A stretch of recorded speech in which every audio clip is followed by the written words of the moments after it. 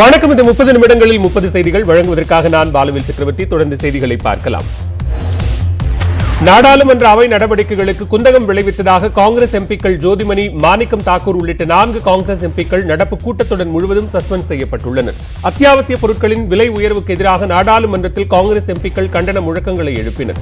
பலமுறை எச்சரித்தும் காங்கிரஸ் எம்பிக்கள் அமளியில் ஈடுபட்டதால் மக்களவை துணை சபாநாயகர் ராஜேந்திர அகர்வால் 4 பேரை நீக்கி உத்தரவிட்டுள்ளார். இதனை நாடாளுமன்ற விவகாரங்கள் துறை அமைச்சர் பிரகலாத் ஜோஷி அதிகாரப்பூர்வமாக அறிவித்தார்.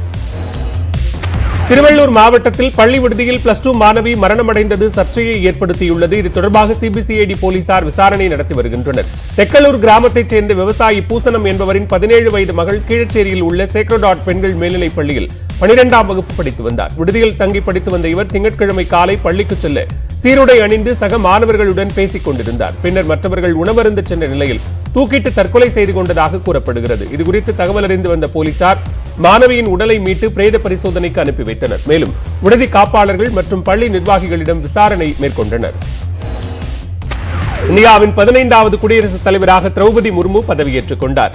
அண்மையில் நடந்து முடிந்த குடியரசுத் தலைவர் தேர்தலில் தேசிய ஜனநாயக கூட்டணியின் வேட்பாளரான திரௌபதி முர்மு வெற்றி பெற்றார்.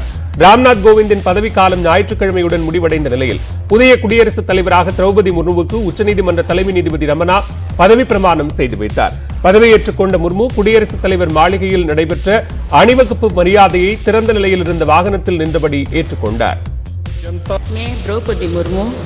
ईश्वर की शपथ लेता हूं कि और मैं भारत की जनता की सेवा और कल्याण में निरत रहूंगी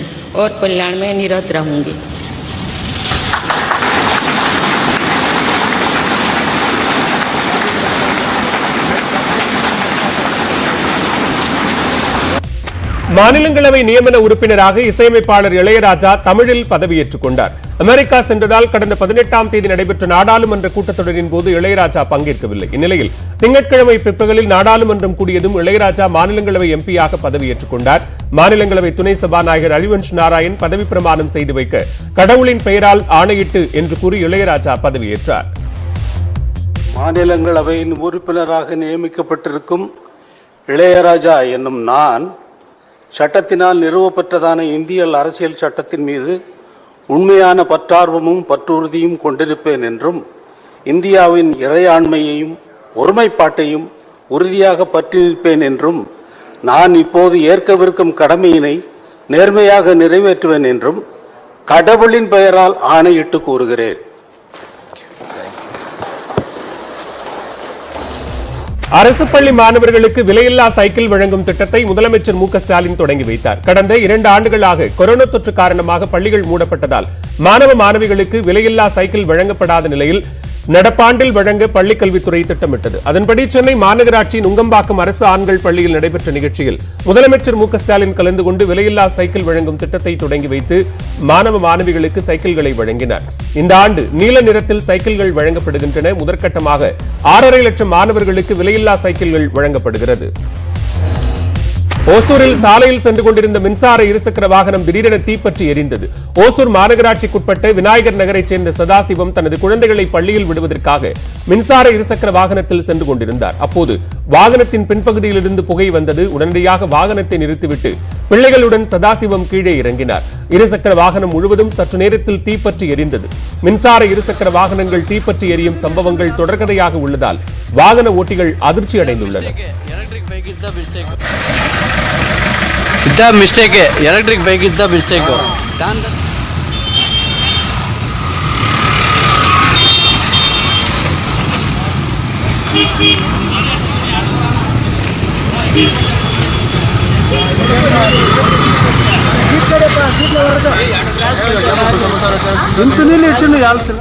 சென்னையில் சாலையில் சென்று கொண்டிருந்த கார் திடீரென தீப்பிடித்து எரிந்ததால் போக்குவரத்து பாதிக்கப்பட்டது. விருகம்பாக்கத்தைச் சேர்ந்த சுரேந்தர் சிங் என்பவர் வாகனத்தை ஓட்டி வந்துள்ளார். சைதாப்பேட்டையிலிருந்து ஜெமினி மேம்பாலம் நோக்கி சென்று கொண்டிருந்த போது தேனாம்பேட்டை மெட்ரோ ரயில் நிலையம் அருகே வாகனத்தின் முன்பகுதியில் திடீரென கரும்புகை வந்துள்ளது. இதனை கண்ட சுரேந்தர் சிங் காரை விட்டு வெளியேறிய நிலையில் சில வினாடிகளில் கார் முழுவதும் தீப்பற்றி எரிந்துள்ளது. தகவல் அறிந்து வந்த தேனாம்பேட்டை தீயணைப்புத் துறையினர் தீயை முற்றிலுமாக அணைத்தனர். தேனாம்பேட்டை போக்குவரத்து போலீசார் சம்பவ இடத்தில் விசாரணை மேற்கொண்டு வருகின்றனர்.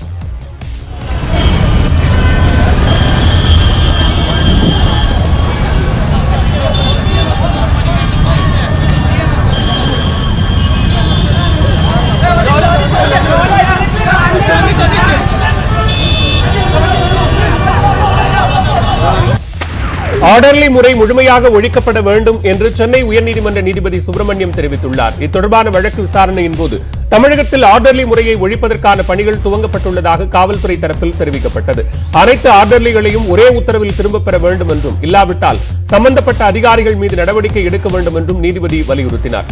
உயரதிகாரிகள் ஆர்டர்லி வைத்திருப்பதாக புகார் வந்தால் அவர்கள் மீது நன்னடத்தை விதியின் கீழ் தமிழக உள்துறை முதன்மை செயலாளர் உடனடியாக நடவடிக்கை எடுக்க வேண்டும் என்று உத்தரவிட்ட நீதிபதி விசாரணையை ஆகஸ்ட் 12ஆம் தேதிக்கு ஒத்திவைத்தார். உத்தரப்பிரதேச மாநிலம் பாரபங்கியில் 2 அடுக்கு சொகுசு பேருந்துகள் ஒன்றுடன் மற்றொன்று மோதிய விபத்தில் 8 பேர் உயிரிழந்தனர். சீதாமாரியில் இருந்து டெல்லிக்கு சென்ற பேருந்தும் பீகாரில் இருந்து டெல்லிக்கு சென்ற பேருந்தும் நரேந்திரபூர் மத்ராஹா என்ற கிராமத்தில் மோதிக்கொண்டன. இதில் 16 பேர் காயமடைந்துள்ளனர். விபத்தில் உயிரிழந்தவர்களின் குடும்பங்களுக்கு முதலமைச்சர் யோகி ஆதித்யநாத் இரங்கல் தெரிவித்தார். மகாராஷ்டிர மாநிலம் புனேவில் பயிற்சி விமானம் தரையில் விழுந்து நொறுங்கியதில் 22 வயது பெண் விமானி காயமடைந்தார். புனேவில் கார்வர் ஏவியேஷன் நிறுவனத்திற்கு சொந்தமான சிறிய ரக விமானத்தில் விமானி பவிகா ரத்தோட் பயிற்சியில் ஈடுபட்டிருந்தார். இந்நிலையில் கட்பன்வாடி கிராமத்தில் விவசாய நிலத்தில் விமானம் கீழே விழுந்து விபத்திற்குள்ளானது. இதில் விமானி பவிகா லேசான காயமடைந்தார். இந்த விபத்து தொடர்பாக விமான நிறுவன அதிகாரிகள் விசாரணை நடத்தி வருகின்றனர். இமாச்சல பிரதேச மாநிலம் சோலனில் கட்டுப்பாட்டை இழந்த கார் விபத்தில் சிக்கிய காட்சி வெளியாகியுள்ளது.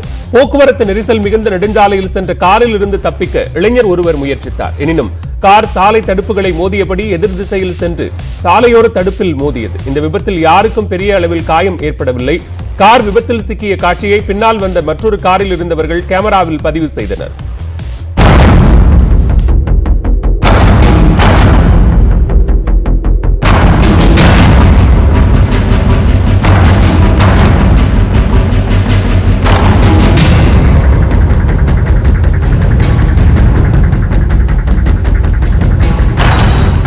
பாமக நிறுவனர் ராமதாசின் பிறந்த நாளை முன்னிட்டு கிருஷ்ணகிரி மாவட்டம் ஓசூரில் பசுமை தாயகம் அமைப்பு கொய்யா மரக்கன்றுகளை மக்களுக்கு இலவசமாக வழங்கினர்.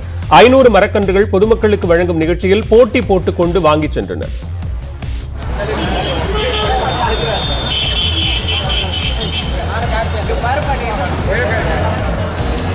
மாமல்லபுரத்தில் நடைபெறவுள்ள செஸ் ஒலிம்பியாட் போட்டிகள் குறித்து விழிப்புணர்வை பொதுமக்கள் மத்தியில் ஏற்படுத்தும் வகையில் அண்ணாநகரில் காவல்துறை சார்பில் மோட்டார் சைக்கிள் பேரணி நடைபெற்றது. அண்ணாநகர் துணை ஆணையர் விஜயகுமார் தலைமையில் 100க்கும் மேற்பட்ட இருசக்கர வாகனங்களில் போலீசார் மற்றும் தன்னார்வலர்கள் இணைந்து பேரணியாக சென்றனர். அண்ணாநகர் காவல் நிலையத்திலிருந்து சாந்தி காலனி திருமங்கலம் வழியாக சுமார் 8 கிலோமீட்டர் தூரத்திற்கு இந்த வாகன பேரணி நடைபெற்றது.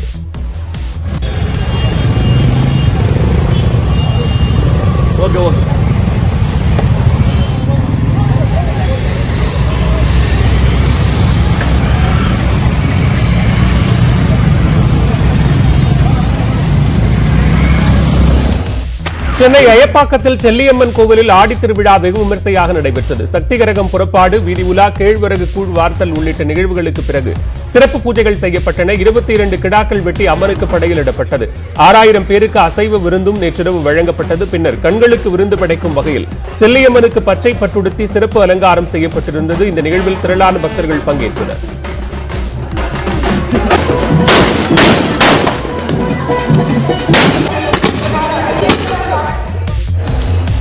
மலைப்பிரதேசங்களில் விளையும் மிளகை சமவெளியில் அதிக மகசூல் பெறும் வகையில் வளர்க்க முடியும் என்று பெண் விவசாயி பயிரிட்டு நிரூபித்துள்ளார். கூடப்பாக்கத்தைச் சேர்ந்த விவசாயி லட்சுமி கொய்யா, சவுக்கு மிளகாய் உள்ளிட்ட பயிர்களில் பல புதுமைகளை புகுத்தியுள்ளார். இந்நிலையில் மிளகை சமவெளியில் வளர்த்து அதிக மகசூல் பெற முடியும் என 2 ஆண்டுகளாக ஆய்வு செய்து அதில் லட்சுமி வெற்றியும் கண்டுள்ளார்.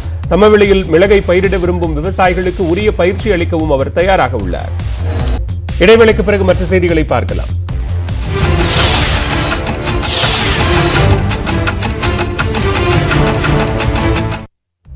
30 நிமிடங்களில் 30 செய்திகளை தொடர்ந்து பார்க்கலாம். மதுரை, திண்டுக்கல் மாவட்டங்களில் ஜெயபாரத் மற்றும் கிளாட்வே கட்டுமான நிறுவனங்களில் நடைபெற்ற வருமான வரித்துறை சோதனையில் சுமார் 300 கோடி ரூபாய் வரி ஏய்ப்பு செய்யப்பட்டுள்ளது கண்டுபிடிக்கப்பட்டுள்ளது.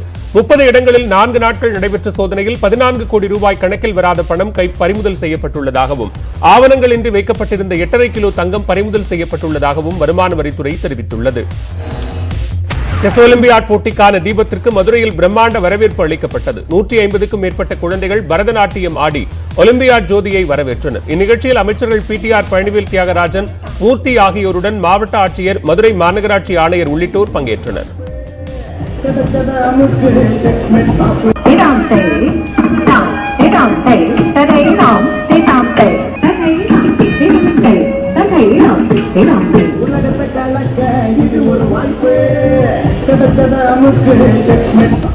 இலங்கையில் உள்ள தமிழக மீனவர்கள் 6 பேர் மற்றும் 92 படகுகளை உடனடியாக விடுவிக்க நடவடிக்கை எடுக்க வேண்டும் என்று முதலமைச்சர் மு.க.ஸ்டாலின் வெளியுறவுத்துறை அமைச்சருக்கு கடிதம் எழுதியுள்ளார். அந்த கடிதத்தில் இலங்கையில் அசாதாரண சூழலை கருத்தில் கொண்டு நீதிமன்றத்தில் ஆஜராக விலக்களிக்க வேண்டும் என்று கூறியுள்ளார். இலங்கை கடற்படையால் கைது செய்யப்பட்டுள்ள தமிழக மீனவர்களை மீட்க நடவடிக்கை எடுக்க வேண்டும் என்றும் முதலமைச்சர் வலியுறுத்தியுள்ளார். பிரிட்டனில் நடைபெற்ற விமான சாகச நிகழ்ச்சியில் தென்கொரியாவின் பிளாக் ஈகிள்ஸ் அணி செய்த சாகசங்கள் பார்வையாளர்களை வெகுவாக கவர்ந்தது. இதய வடிவிலும் தென்கொரிய தேசிய கொடி வடிவிலும் விமானங்களை இயக்கியவர்கள் காண்போரை வியப்பில் ஆழ்த்தினர்.